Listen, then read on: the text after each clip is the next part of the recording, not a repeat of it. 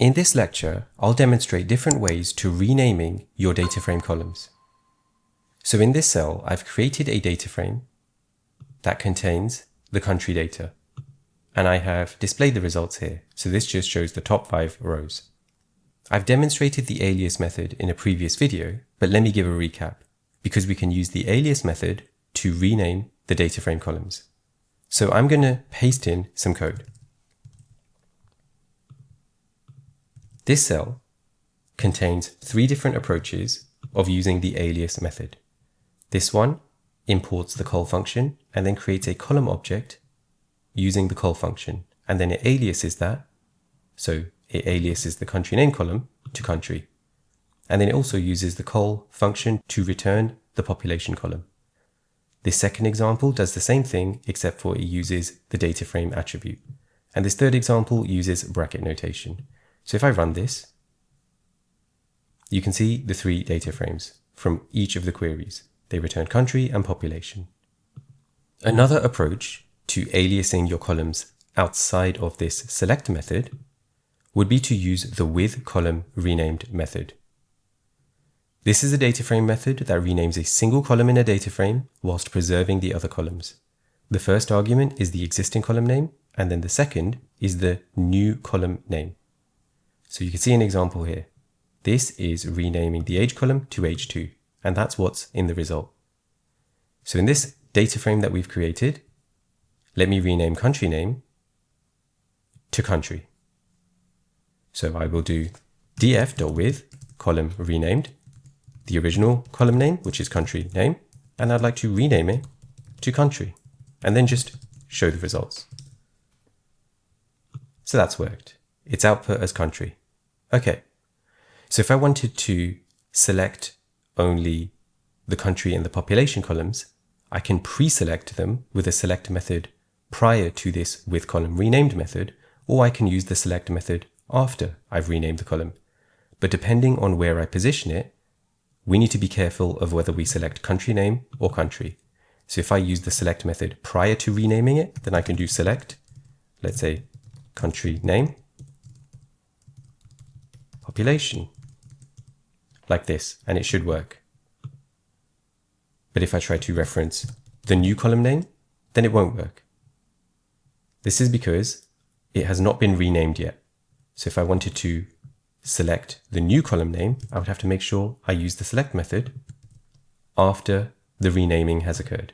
Then that will work. So just be mindful of that. Okay, so what if I wanted to rename multiple columns using the withColumnRenamed method? So I wanted to rename this country name column to country, and then this population column to country_population. Well, then I can use multiple withColumnRenamed methods chained together. So let me show you. So I could do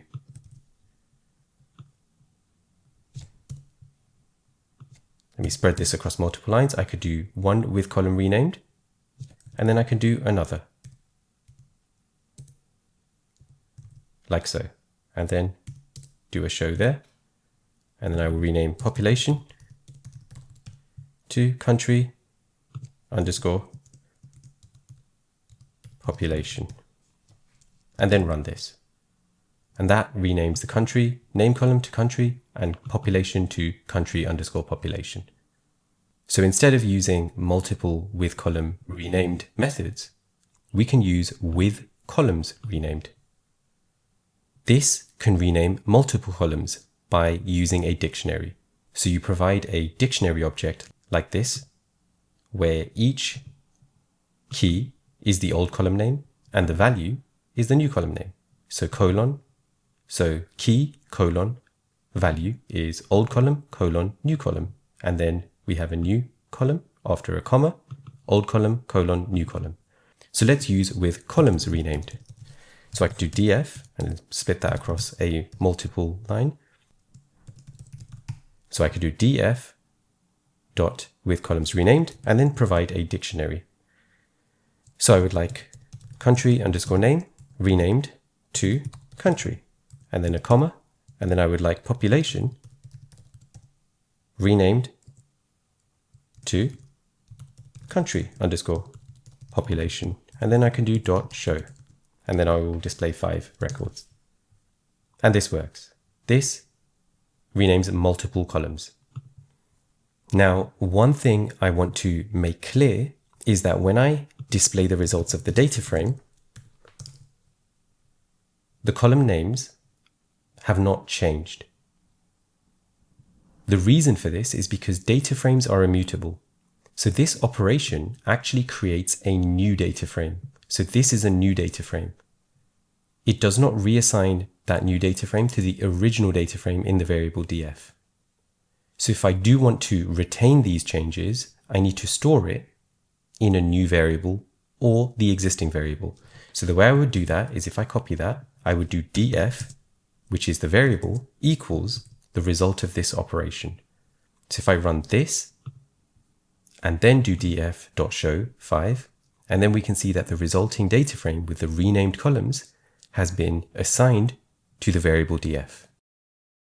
Okay, so that was how to rename your data frame columns in PySpark using the alias, withColumnRenamed, and withColumnsRenamed methods.